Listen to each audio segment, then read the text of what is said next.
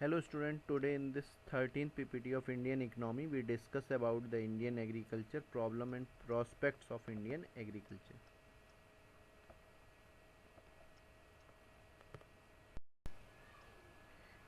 देखिए, अगर हम एग्रीकल्चर की बात करते हैं तो एग्रीकल्चर जो है वो प्राइमरी सेक्टर है, और प्राइमरी सेक्टर होने के साथ साथ बहुत सारे अदर जो इंडस्ट्रीज़ हैं उनका बेस भी होता है। दुनिया में जो एग्रीकल्चर का डेवलपमेंट है वो सबसे पहले हुआ है, और उसी के बाद इंडस्ट्रियलाइजेशन हुआ है।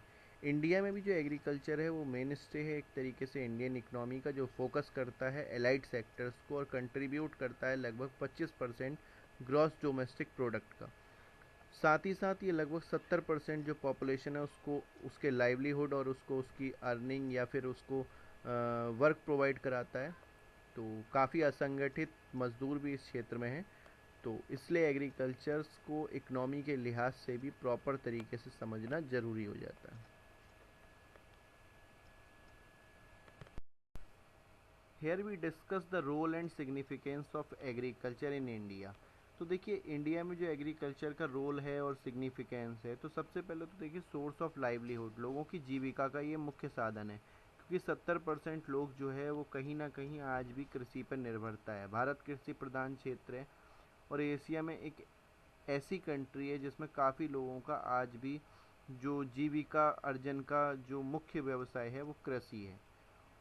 इसी के साथ साथ सोर्स ऑफ नेशनल इनकम, बहुत सारे जो प्राइमरी सेक्टर से तो देखिए 25% जीडीपी यहाँ ग्रोथ होता ही है, लेकिन साथ ही साथ बहुत सारे जो अदर सेक्टर हैं जो सेकेंडरी इन पे डिपेंडेंट इंडस्ट्रीज़ हैं उनके डेवलपमेंट के लिए भी एग्रीकल्चर का डेवलपमेंट ज़रूरी होता है, तो ये नेशनल इनकम का एक सोर्स भी है।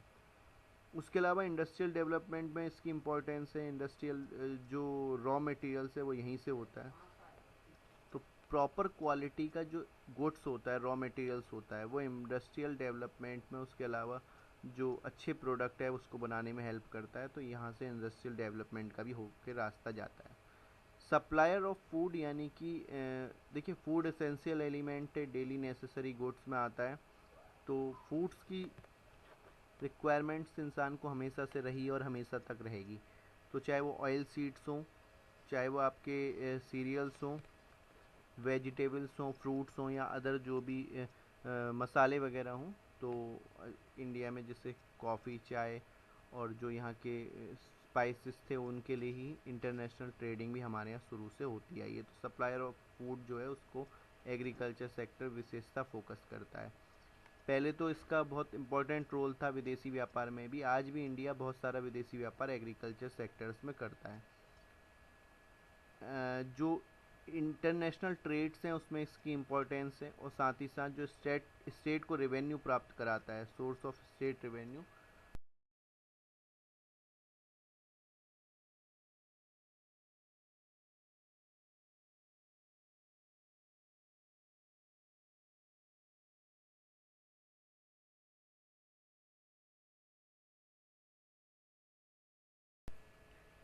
देखिए, उसके अलावा जैसे ये है, अगर हम सेकेंडरी बेस पे देखें तो जो इंडिया का ट्रांसपोर्टेशन सिस्टम है, इतना बड़ा ट्रांसपोर्ट जो सिस्टम इंडिया में है, उसका मेन सपोर्ट कहीं ना कहीं एग्रीकल्चर ही है, क्योंकि एग्रीकल्चर से जो उत्पादित प्रोडक्ट हैं वही अलग अलग मंडी या फिर अलग अलग मार्केट में जाने के लिए बड़ा लंबा हमारे यहाँ ट्रांसपोर्टेशन सिस्टम जो है वो चलता है।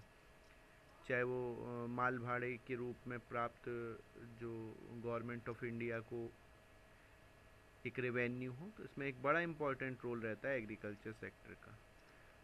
फिर अगर हम बात करते हैं, देखिए फार्मर्स की जो प्रॉस्पेरिटी है वो इंडस्ट्रीज़ की प्रॉस्पेरिटी पे निर्भरता उसकी है। तो फार्मर्स जैसे अगर देखिए शुगर इंडस्ट्री आप जो अच्छी सरवाइव कर रही हैं, जो बीच में सरवाइव नहीं कर पा रही थी, उसका एक रीज़न यही है कि फार्मर्स जो है अब उसको प्रॉपर टाइम पे अपना शुगर केन का पेमेंट मिल जाता है, और वो उसको प्रोड्यूस करता है, और वो इंडस्ट्रीज़ के लिए इम्पोर्टेंट रोल प्ले करता है। उसके अलावा देखिए जो इंडियन इकनॉमी है उसकी ग्रोथ के लिए भी फार्मर्स का प्रॉस्पेरिटी ज़रूरी है। इंडियन इकनॉमी को फोकस जो किया जा रहा है वो 40% एग्रीकल्चर से जीडीपी की ओर किया जा रहा है। और अगर आपको 5 ट्रिलियन इकनॉमी की ओर देखना है तो एग्रीकल्चर सेक्टर, क्योंकि इसमें 70% आदमी जो है वो लगभग जुड़ा हुआ है, तो इसके लिए इस सेक्टर्स का विकास बहुत ज़रूरी है। अगर ये सेक्टर विकास नहीं हुआ तो 70% व्यक्तियों में विकास नहीं होगा, तो कहाँ फिर इंडियन इकनॉमी का डेवलपमेंट और 5 ट्रिलियन इकनॉमी की ओर आप सोच सकते हो। तो ये सिग्निफिकेंट जो है वो एक रोल प्ले करता है इंडियन इकनॉमी में। उसके अलावा जो लो कैपिटल आउटपुट रेशियो है इसको इंक्रीज़ करना एक बड़ा रोल रहता है एग्रीकल्चर का। इसमें एग्रीकल्चर का प्रॉपर मैनेजमेंट ही इसको बढ़ा सकता है।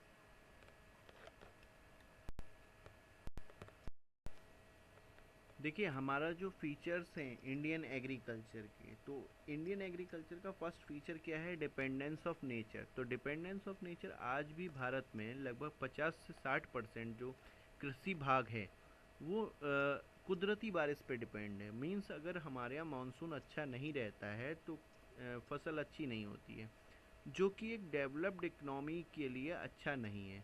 डिपेंडेंस ऑफ नेचर बहुत ज़्यादा मात्रा में नहीं होना चाहिए। इरिगेशन के हमारे पास प्रॉपर चैनलिंग ऐसी होनी चाहिए जो कि हम उसके अल्टरनेट में यूज़ कर सकें।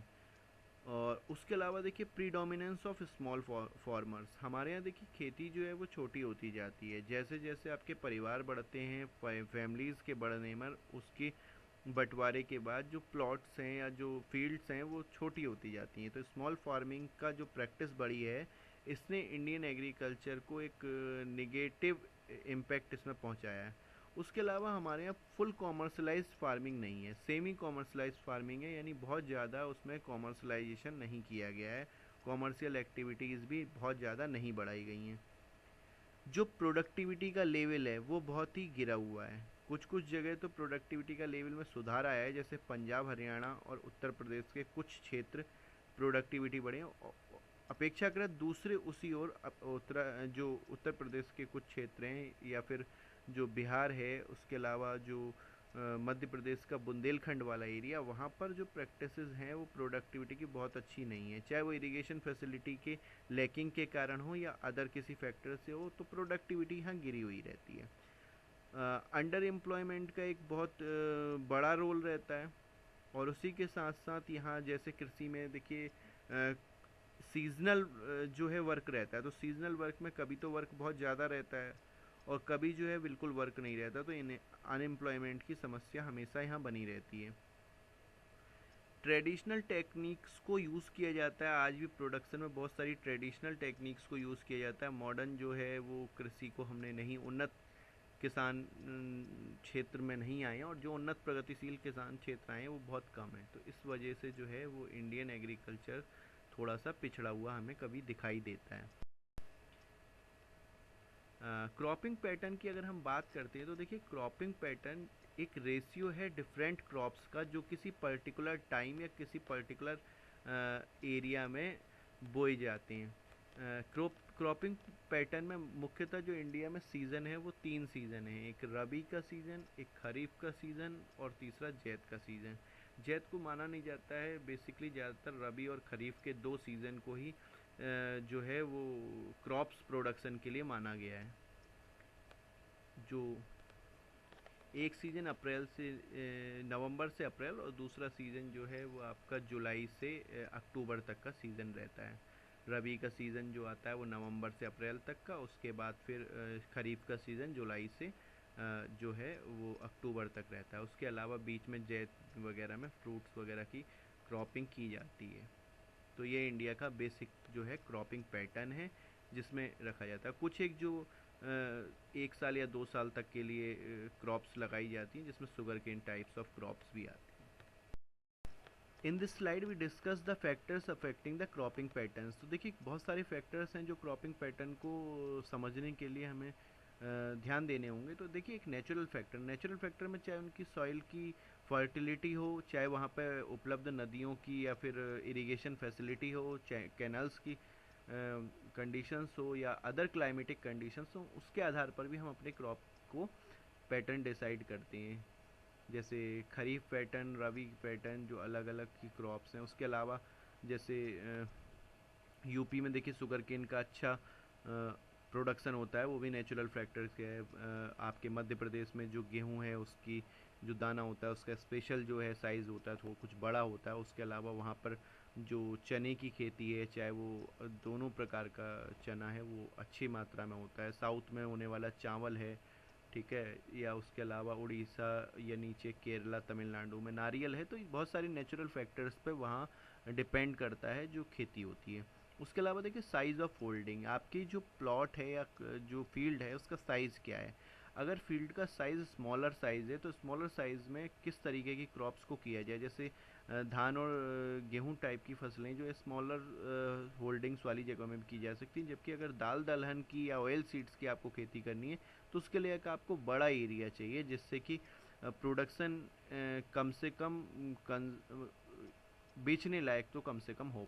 उसके अलावा देखिए प्राइस ऑफ एग्रीकल्चर प्रोडक्ट, बहुत सारे एग्रीकल्चर प्रोडक्ट के प्राइस के आधार पर किसान जो है उन्हें लगाना पसंद करते हैं। जैसे at present time sugar cane का अच्छा अमाउंट मिलता है, प्राइस अच्छे मिलते हैं, तो बहुत सारे किसान शुगर केन को फोकस करते हैं। जब नहीं मिलते थे तो नहीं लगाते थे। ऑयल सीड्स को बहुत सारे किसान आज लगाते हैं क्योंकि ऑयल के प्राइसेस काफ़ी हद तक बढ़े हैं। तिल है, दलहन वाली फसलें हैं, मूंगफली है। तो ये जितने भी आपके कैश क्रॉप्स हैं इनको एग्रीकल्चर प्रोडक्ट को लगाने में किसान जो है वो क्रॉपिंग पैटर्न का विशेष ध्यान देते हैं।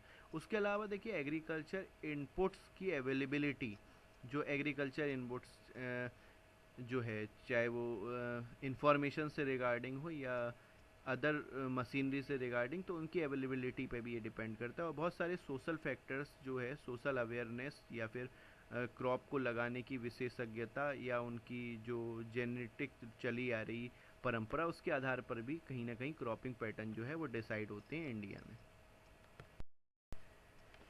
देखिए क्रॉप इंश्योरेंस स्कीम है पर्टिकुलर एरियाज़ में चलने वाली या पर्टिकुलर स्टेट में चलने वाली क्रॉप इंश्योरेंस स्कीम। तो अलग अलग क्रॉप्स पे अलग अलग टाइप की इंश्योरेंस स्कीम होती हैं। तो वहाँ आने वाली जो भी प्राकृतिक आपदाएं होती हैं उसके आधार पर किसान तय करते हैं कि उन्हें कौन सी क्रॉप्स जो है वो रखनी है।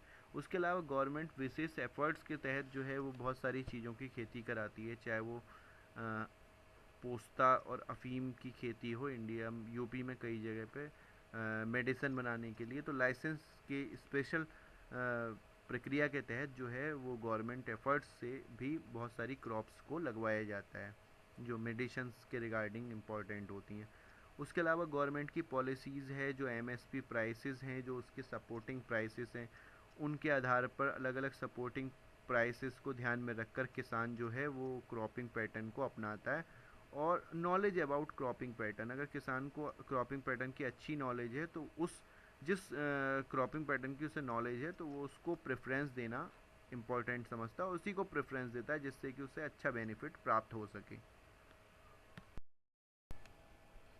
देखिए अगर हम कुछ फैक्ट्स जो है क्रॉपिंग पैटर्न ऑफ इंडिया की बात करते हैं तो यहाँ पर आप अगर देखोगे तो लगभग सभी क्रॉप्स का प्रोडक्शन बड़ा है, जबकि एरिया लगभग लगभग सभी टाइप्स की क्रॉप्स में समय के साथ साथ घटा है क्योंकि पॉपुलेशन इंक्रीज होने के साथ साथ एरिया में कमी आई है। राइस का प्रोडक्शन 3 मिलियन टन बढ़ा, जबकि उसका टोटल एरिया जो था वो लगभग 10 लाख हेक्टेयर कम हुआ। वीट का प्रोडक्शन भी 3 मिलियन टन्स बढ़ा, जबकि उसका भी एरिया जो है वो केवल 1 लाख हेक्टेयर बढ़ा। और शुगर केन का प्रोडक्शन एरिया जो है वो लगभग 6 लाख हेक्टेयर कम हुआ, जबकि उसका ओवरऑल प्रोडक्शन भी गिरा है 352 से 306 हुआ है, जिसकी वजह से शुगर की जो है वो दाम भी एकदम से बढ़ गए। और जूट वगैरह का भी प्रोडक्शन थोड़ा सा गिरा है, इसीलिए जूट का भी क्रॉपिंग टोटल एरिया, क्योंकि पहले जो कंजम जो एरिया जो था लाख में वो 110 था, जबकि अब जूट 7.66 ही है। जूट केवल गवर्नमेंट मशीनरी में ही यूज़ होता है, गवर्नमेंट ही उसको उत्पादन कराती है। तो बहुत सारी चीज़ें जिसमें गवर्नमेंट का फोकस नहीं रहा वो चीज़ों का प्रोडक्शन गिरता गया। किसान दूसरी तरफ पल्सेस का देखिए बढ़ गया 19 से उसका प्रोडक्शन 22 लाख टन हुआ, जबकि उसका प्रोडक्शन एरिया जो कवर था वो 252 से 294 रहा। तो ओवरऑल अगर हम बात करते हैं जो ओवरऑल प्रोडक्शन रहा वो 602 से बढ़कर 652 मिलियन टन हुआ, जबकि ओवरऑल एरिया जो कवरिंग थी वो 1820 से 1702, यानी काफी एरिया जो है वो इस बीच कम हुआ, जबकि प्रोडक्शन लगातार बढ़ता रहा। तो ये पॉपुलेशन प्रेशर के बीच में प्रोडक्शन का इंक्रीमेंट और एरिया की कमी एक बड़ा इंडिया में देखने को क्रॉपिंग पैटर्न में मिला। देखिए यहाँ पर हम कुछ एग्रीकल्चर प्रोडक्टिविटी के कॉमन जो है जनरल टर्म्स को समझेंगे। तो एग्रीकल्चर प्रोडक्टिविटी देखिए क्या है, जो टोटल प्रोडक्शन और अमाउंट ऑफ इनपुट एम्प्लॉयड, इनका जब रेशियो हम निकालते हैं तो हम एग्रीकल्चर प्रोडक्टिविटी यानी कि कितना इनपुट लगा के हमें कितना प्रोडक्शन मिला, तो इसके रेशियो को ही एग्रीकल्चर प्रोडक्टिविटी कहते हैं। वहीं प्रोडक्टिविटी ऑफ लैंड जो है वो उसके एरिया पर यूनिट एरिया में होने वाला प्रोडक्शन उसकी प्रोडक्टिविटी कहलाता है। यानी कि अगर एक यूनिट एरिया में होने वाला प्रोडक्शन 1 मिलियन टन या 1 टन रहा तो वो जो उसकी है प्रोडक्टिविटी कहलाएगी। और प्रोडक्टिव ऑफ लेबर भी जो पर पर्सन किया गया वर्क है वही total production upon number of workers employed, तो ये प्रोडक्टिविटी ऑफ लेबर। और साथ ही साथ प्रोडक्टिव ऑफ कैपिटल भी, जो पर यूनिट कैपिटल से क्रिएट प्रोडक्शन होता है उसे आप प्रोडक्टिविटी बोलते हैं। यानी यूनिट फंक्शंस के द्वारा जो टोटल प्रोडक्शन होता है उसको प्रोडक्टिविटी की संज्ञा दी जाती है। ये प्रोडक्टिविटी चाहे एग्रीकल्चर हो, चाहे लैंड हो, लेबर हो या फिर कैपिटल हो। तो ये प्रोडक्टिविटी को जनरलाइज करने के लिए कुछ फार्मूलाज इस स्लाइड में show. In this slide we discuss the causes of low production या low productivity of India। तो देखिए जो हमारा ओवर प्रेशर है पॉपुलेशन का, इसकी वजह से जो है लगातार पॉपुलेशन प्रेशर की वजह से जो एग्रीकल्चर एरिया है वो इंडिया में गिरता जा रहा है। 10% से ज़्यादा जो है पिछले 10 साल में एग्रीकल्चर एरिया में कमी आई है। तो इस पॉपुलेशन प्रेशर की वजह से एग्रीकल्चर प्रोडक्टिविटी इंडिया में गिरी है।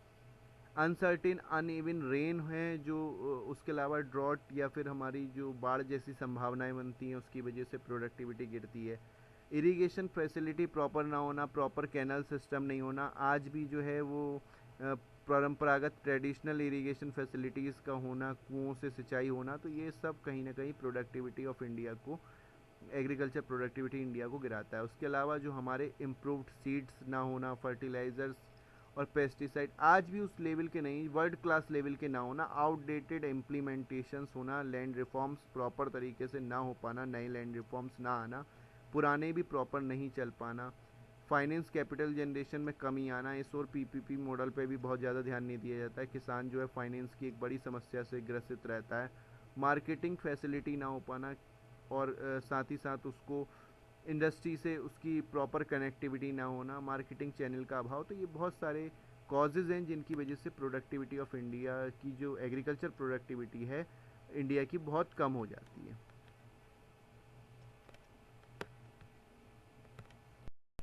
देखिए इसके अलावा एक जो बड़ा कारण है वो एग्रीकल्चर प्रोडक्टिविटी के कम रहने का, वो है एडिक्वेट एग्रीकल्चर रिसर्चेस। तो इसमें बहुत ज़्यादा, देखिए कुछ सालों पहले तो एग्रीकल्चर को एक सब्जेक्ट की तरीके से बहुत अच्छे तरीके से नहीं देखा जाता था। तो यहाँ पर बहुत अच्छे रिसर्चर, बहुत अच्छे साइंटिस्ट अपने सेवाएं नहीं दे पाते हैं।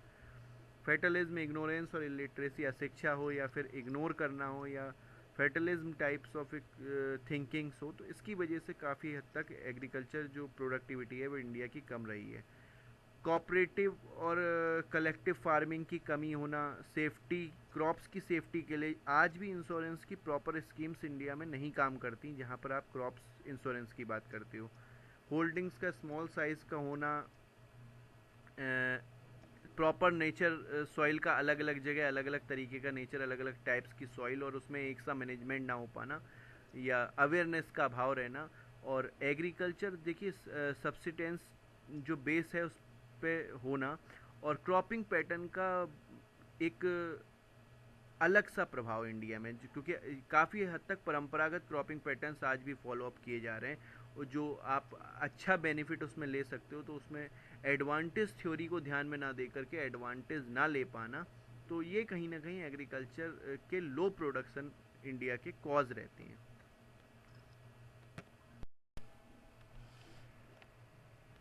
देखिए किस तरीके से आप प्रोडक्टिविटी ऑफ इंडिया को इम्प्रूव कर सकते हो। तो इसके लिए जो लैंड रिफॉर्म प्रोग्राम्स हैं उनका प्रॉपर इम्प्लीमेंटेशंस अगर हो जाता है, ठीक है, भूदान आंदोलन के बाद कोई भी ऐसा लैंड रिफॉर्म्स नहीं रहा जो विनोबा भावे का चला था कि उसके बाद उसका प्रॉपर इम्प्लीमेंटेशन हो।